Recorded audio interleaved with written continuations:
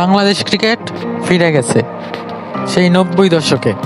একটা সময় বাংলাদেশ ক্রিকেট টিমের খেলা দেখানো হতো বিটিভিতে। 2025-এ এসেও আবারও সেই বিটিভিতে খেলা দেখানো হচ্ছে। 90 দশকে যখন বাংলাদেশ ক্রিকেট টিমের খেলা দেখানো হতো বিটিভিতে, তখন হয়তোবা সেই মুহূর্তটা ছিল গর্বের, কিন্তু 2025-এ এসে সেই বিষয়টা হয়ে গেছে যেন লজ্জার।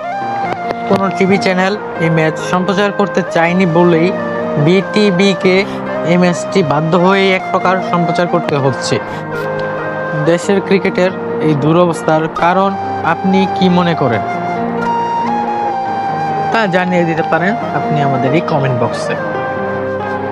Bangladesh sports review